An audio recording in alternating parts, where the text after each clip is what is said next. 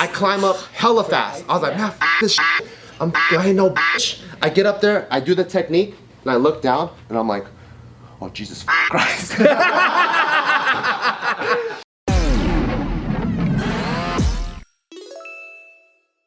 Welcome back, everybody, to a phenomenal episode of The Careful Boys, where we have merchandise, by the way.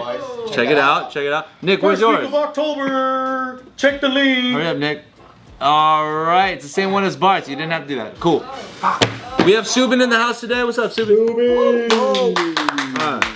Thank you, guys. What is something you never thought you'd be able to do until you actually did it? Everything. Oh, wow. Literally everything. Archery. What do you mean? Do everything. Everything, yeah. Archery is the first thing that came to your mind. Yeah. You thought you would never be able to do it? Well, enough. But you got the Katniss vibe already. Like, it's so natural. It almost feels like you could pick one up and just, oh my god, bullseye. Do you have one of those? You have one of those modern ones with like all the neons and shit? No, I don't do compound. I do recurve. What's the difference? Hey, Kalyne, can I make it? Can I say something? You cannot. No, I'm gonna make it. I'm gonna look this up. outside. I don't Me even know and the Anthony were difference. making fun of you, calling you. No, not making fun of complimenting. We were calling you. You do look like action hero right now, though. Can you get a quick strut for the camera so everybody? You look like straight up like We were cracking jokes. This is the Black Widow. This is Natasha Romanoff / superhero. Come on, come on. You look like a fucking superhero. So dude. this is a compound bow. You're a fucking superhero. Anthony That's a said it compound wasn't me. bow? I typed in compound bow. Yeah, so that's a compound. What's a recurve? So, recurve is like the original bow, and they're actually a little bit harder to learn because you have to have a little bit more technique to it. Oh, it looks like an old school Compound, you can get your dials in. bow. Well, I think you just grow a stick and fuck it. Yeah. Oh shit, recurve. Dude, Recurve you know- is like that. You know what I want to do? So, like the ballers in Japan, they all do horseback or archery. That's pretty Oh, tight. that's cool. I would. But then love to they do also that. wear the outfit. I would love. Like you wear the fucking samurai shit, yeah, and you're like, I would love to learn how to do archery on a horse. Right? I would love to do that. Why do you say you didn't think you could do archery and then you tried it? No, just because it just seemed a lot harder. And to a degree, it is like to be consistent. So like your groupings have to be super consistent for you to even say that you did a good job. You can't just hit the target a few times here and there. You want your groupings to be as close as possible and as accurate as possible across the board with how many arrows that you do have. So it is a little bit of a learning curve with recurve just because of like your technique, your body positions play a huge role in it, how far the target is, stuff like that, how windy it is, the weather. So. and I think the craziest thing about archery is you're not even looking like this. You're just feeling like this. Really? No, you're I looking. thought you're aiming. You're definitely aiming. Are you? Yeah. But do you have like sights or what do you aim With a with? recurve, you don't. With the compound, you do have a sight. There's like fucking crosshairs? Yeah, with the compound, it's more like With the compound, you can actually put a sight on. yeah. Oh. But I did recurve too, the OG style, Yeah. and then it's And there's different weights to the bows too. Well, I used to make them. Which ones? Recurves. Yeah. With chopsticks. Oh, I made those too. Tight. And branches. I wish and I made branches. No, chopsticks. Those are the best. So I'd be like going on hikes and shit, and you see the perfect branch that's like curved. You're like, I'm taking this one home. What kind of string would you use? Shoelace. I would Shoelace, I would yeah? take the elastic band out of my mom's sewing kit, and then Wait, so Nick, what were you making fun of me about? Oh. What were you saying? We were making fun of you, dude. We just said you look like a superhero. That's all. Okay. Oh, cool. Thanks. Natasha Wait, we should do Romanoff. a JK adventure. horseback archery. riding archery, or do we do just archery first? Yeah, let's. So we could just see your skills. let's That'd be just- cool. no. I Let's feel do like archery. there's so much friendly fire. Like, oh shit! That's so dangerous. Shooting ones with revolvers. Yeah. Have you seen those cowboys? So Yo, cool. that's wild. So sick. Dude, horseback riding in general is fucking cool. It's It cool. is.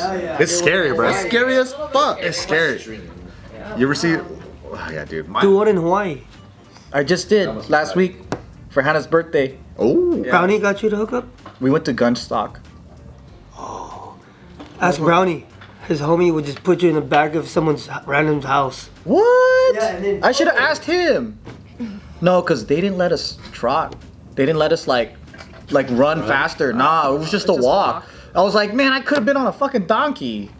Yo, Brownie's homie is just so random. You go into someone's backyard, and then boom, It's just big. big, the whole mountain, Wow. shitting everywhere. I want to get more into that though. I feel like a lot of things, people just have to like first see themselves be able to do it. Like that belief part. A lot of it is just, if you think about everything, like if you want to achieve something, it's just a broken down skill. You know what I mean? Like being a painter, or like there's no like magic. It's like the fundamentals all at this point for everything, it's broken down into small steps, right? It's like if you want to be a black belt in jiu-jitsu, it's like, do you have to be a genius at it? No, like it's achievable if you break down the steps, stick with it, and then over time you get there. I think you just have to be okay with sucking at something new for a little bit. Yeah. I think that's the big thing. And sticking to it. And sticking to it and being Taking the L's. knowing that this is okay to suck at because this is new, and I just have to get over this threshold of sucking at this for X amount of time before I can get. Because anytime you start something, you always want to quit immediately. Because there's the ego involved in it, Yeah. like the ego, and then Immediately. You know what? I really like the beginner phase where I don't know shit and I'm not good at it, but like when I start to get some skill in it, I get too serious. Or like, you know what I mean? Like it gets to this weird hump where like It means too much to you? Is that what it is? it's not enjoying, it's more like work now. or maybe you, know what can't I mean? fall Like back it's like on like I'm just a beginner maybe, yeah, but mindset. I always feel like it's just weird. at the beginning for me, it feels like a lot more work always. And that's fine. But once you kind of get the hang of it, then it feels like, oh, I could have more fun with this. I could have more creativity in it. But usually when you start anything, for me, it's always like, this is hard, but I have to tell myself like all the time, like this is hard, but it's okay. You know? I think it's good to humble yourself with new skills. You gotta eat a pile of shit. I love new skills. I think it's, yeah. it's Being like at the very bottom of a learning curve is actually fucking healthy and awesome because you only have somewhere up to go. Especially in your like later years of adulthood and stuff where you feel like you're supposed to be good at this and you start feeling all fucking self-conscious about things, whether it be your career, your relationship, whatever. Like being at the fucking bottom of the barrel sometimes is the exact thing that you need to just be like, there's still stuff to do, there's still stuff to learn, and there's like a humility to it that makes it amazing. I remember, I remember my fucking, I've never had this feeling with any other thing ever in terms of trying to learn to do something, but I remember trying to learn how to do windmills when I was in college. Yeah. And it took me fucking 4.5 months. So like 4.5 months, fast. you know, that's what people sometimes say, but pretty that fast. feels fucking forever. How when come you're doing it. Filipinos get in like 3 days? Yeah, what's up with Hey, that? do Filipinos get it in 3 days? Hell no. Thank you. All the Filipinos I knew got in like 3 days. Or anime? They Okay. said they meant 3 years. So windmills is fucking hard to learn. Can's still learning them right now too, right? The point is, like, you're physically throwing your body in ways that you're just like, you have to like understand your own physics, your momentum, your strength, like the grace, the finesse, all of that. But you're just hurting yourself and you're putting bruises on your body and you're just doing this, and then everybody around you who fucking has it, you just feel so like, okay, it's possible, so I'm just gonna keep going. But it takes months. And I remember the very first time I got continuous windmills, I was at the recreation center at UCI, and I was by myself. It was just like, we just did a workout, and I was just like, the fucking fitness room is empty. I'm just gonna go try it on the mats, right? So I go in there, and I hit fucking continuous windmills for the first time. I was so hyped, I was jumping up and down the room by myself. I called my sister. I straight up had to call, because I was like, I don't know who's gonna pick up the phone, and I had to call her. And she's not even someone you usually like Not at all. consoling. She if anything, she's like that, like that random backdoor, like you only hit her up if it's like the most incredible or the most painful things that you ever go through. I just didn't normally think of, but she was like, I have to tell somebody, and she was the first person I thought of. And I called her, and I'm on the phone, I'm fucking hyped. I'm like, you won't believe this, I got continuous. She like doesn't give a shit, but I got continuous windmills. And I just remember that feeling, being like, I never would have thought I could do this, and it was just super, super powerful. But I've never actually had that feeling ever again. Something that powerful. I thought you were gonna say like, I never did them ever again after that. I was like, And that's when I quit windmills. I do that when I'm drunk. I only do it when I'm The drunk. most powerful feeling like that I ever felt was in boot camp. So in boot camp, like I was trying to like crush it as hard as I can because I sucked really bad in school. Today's video is brought to you by Uncommon Goods. Are you looking for holiday gifts? Because if you're a good family member and friend, of course you are, but you don't want to get the same boring stuff. Nope. You want to get something uncommon and good, such as this kit right here. They sent us the mochi donut kit. And how did they know we love mochi donuts? We always eat it in every single time we shoot. JK, we get it. But now we get to make it with the friends at home. And what's awesome is they have a lot of unique gifts just like this that are made by small artisans, local peoples, just straight up, not these big old manufacturing companies, but just, you know, homegrown grassroots types. Yeah, so who do you want to support this holiday season? Jeff Bezos or Morimoto-san? Like this one, Mr. Morimoto. To get 15% off your next gift, go to uncommongoods.com/offtherecord. That's uncommongoods.com/offtherecord for 15% off. Don't miss out on this limited time offer. Uncommon Goods. We're all out of the ordinary. You think TSA would let us through with this bag? They should. Uncommon Goods.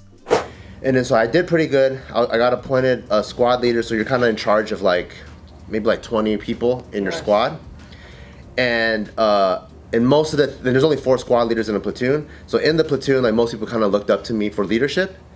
And we got to this thing where it's called the Stairway to Heaven. If you guys ever drive by Camp Pendleton on the 5 freeway, you'll see this giant fucking ladder that's I don't know, 100 feet tall. And each rung is 4 or 5 feet above the other one. So if you're standing here, there's a big ass log. The first log goes across right here. The next one is another 4 or 5 feet. And I remember the drill instructor going to this thing, and there's nothing to attach to. And the drill instructor goes, "Who here is scared of heights?" I was the first one, I had no shame. And then he looked at me "What the fuck? One of my squad leaders, get the fuck over here, Kwan," because I made him look bad. And I was "This recruit's scared of heights, sir." And because I think the people that are scared of heights, he wanted to rush them through first because they're gonna take fucking forever. So there's a specific technique where the logs meet. You kind of reach over with your arm, and then you kind of hook the other log. And once you do this, you can hang your legs over, and then you can unhook your arm, and then kind of rinse and repeat and go up. The thing is, once you lock your arms in, this thing technically you can't fall out. So it allows you to swing your legs over, but it takes a little bit of leap of faith. So when it was my turn to go up, I'm all right, fuck this. I don't wanna be no fucking bitch. I don't wanna be a pussy. So I climb up hella fast. You go all the way up. But then on the way down is where the leap of faith happens, because you're like this, and you have to kind of unswing your legs. And then when you unswing the log, you kind of just drop. Oh shit. And then you just have to trust that you believe in this technique, and you're oh shit, what the fuck? And your legs are dangling, and you're 80 feet in the air, and you're like this. 80 feet. So I'm up there. I climb up hella fast. I was man, fuck this shit. I ain't no bitch. I get up there, I do the technique, and I look down, and I'm oh Jesus fucking Christ. And then the drill's "Get the fuck down, Kwan. What the fuck are you doing up there?" And you just see, and on the bottom is just fucking wood chips, fucking, bark. Yeah. Like it's gonna fucking prevent any death. You'll just die, And I was oh fuck it, this is time for me to go. It's time for me to go. Fuck it, I don't give a fuck. So I went like this. I let go of my legs, and I swing, and you feel that moment of weightlessness, and I was oh! And I'm oh shit, this is fucking crazy. And then everything became easy because you just know that feeling. And that was that moment I'll always forever remember, because it was something that it took a leap of faith to do, and then the consequence I think would have just been death. Or I could same with windmills, you could just die. Or you're just there and you'll probably be "Somebody call 911, I can't get down."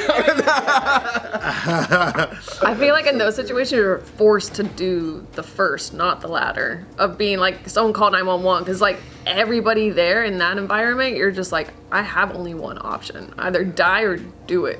Yeah, and looking at it in the other way, I think they should make the scared people go last, because if you watch other people do it, you feel okay, we can do it. Yeah. I'm why are you making the fucking scaredy cats go first? Because it teaches you the most. Probably does. But then maybe everybody who thought they could do it is like, maybe I can't do it. But then now I look like a bitch in front of 80 people. Yeah, that's true. It's all about the lesson. Yeah, breakdancing was one of the only moments I Right? felt like that. Windmills was one of them, air flares, yeah. Really? Damn, I couldn't even imagine getting your first air flare. That's fucking, you're just flying and hoping to not Well, yeah, die. you catch it and you're floating. You're like, what the fuck? I'm one of those Asians? But And you breakdancing's hard though. Like I feel like every guy at one point tried breakdancing. especially you're Asian? Yeah. Yeah, like I tried. I didn't fucking go anywhere with it. And I was like, I'll just start popping. You know what I mean? Like it's just I think choreography is super hard. a lot of people try and they never pass that level of being able to do power moves. Yeah. Yeah. You have to be young. If someone came up to me at 25, 30 and said, I'm gonna start breakdancing, I would have told him stop. Really? Or Switch just careers flavor. now. Or just flavor. All footwork flavor. Not even flavor, bro. You too late. You late. Kids are getting flavor. Like These kids now are They're insane. crazy. kids now, 8 It's years too old. old to start breakdancing at 25? You late. To be like a killer in the game, absolutely. Hell, you Yeah. late. You're gonna be like, I got my windmills. They're gonna be like, bro, you mad late. I could do 1990s because, dude, we're in 2020 right now. Right, like this 8-year-old got fucking 2,000 of those. You late, dog. Get out of here, bro. I would have said choreography or popping or freestyling. But choreography, I think is hard. You gotta count thanks for and giving me remember shine. your moves. 5, 6, 7, 8, and 1. Like, come on, that's hard. That's And big. you gotta listen. It's just like an air flare. No. Air flare, you just throw it. I think one thing that's like something that I'm like, oh wow, I surpassed or I never would have believed is sometimes I just wake up and the first thing I'm thinking in the morning is like, shit, fuck. Like yesterday, I was like, oh, I don't know if I could make it as a YouTuber. Or like, can I, and then it felt like I just was that 20-year-old in college and I'm like, I want to make funny videos on YouTube. And then like, that was me yesterday and I woke up, fast forward, I did all that. And now I'm like, damn, that shit really happened. And I think that's really a weird feeling I get right when I wake up and it's fresh in my mind, as if it was like I was a college student last night and I woke up today and I did it. And then I think that's one of the it's like, I don't know, maybe that is a part of like this whole imposter syndrome that people talk about. But then now I'm like, what's weird to me is it kind of like you're in disbelief of everything you've already done? You're like, wow, I did all that, or all that happened, or... Yeah, and I'm still shooting goals and doing it. Like, my head is saying, okay, I want to live in multiple cities and I want to open up a business with my friends in Hawaii. And I'll live there for a little bit. Because I've been thinking about it for so long, since we've been visiting our friends and family, right? So it's like, a lot of people talk about, for decades, like, hey, one day, let's open up a surf school together. Yeah, we'll do it, right? And then you actually do it. And I'm like, that's kind of the cool thing, is like, oh yeah, we did it. And then what's the next thing we can do? So then my mind now turns into this like, how many other things can we go to? And now there's more dreams than there is time to do it. Yeah. Which is a crazy feeling where that fresh college mind is still like right there. Like that feeling and that memory of hope is still there. So it just doesn't feel that far away. You know what I mean? It doesn't feel like I came so far from there. It really feels like, wow, that I'm living it and I was dreaming it. And it's not that I didn't, what's the word? It's kind of like you have the hope early on, but when you actually do it, it's nothing like you imagined. Yeah. It's usually not. Yeah. Yeah. It's not. And sometimes it's good, sometimes it's bad, right? Sometimes you like dream of something and then you get there and you're like, oh shit, this is whack. Yeah. But I think that's the craziest thing is, I think in the very beginning, you just hope for something and you try your best and then you get there. But then after you keep doing this over and over again, it's just this crazy reality of not so much what if, but like, when and how. Yeah.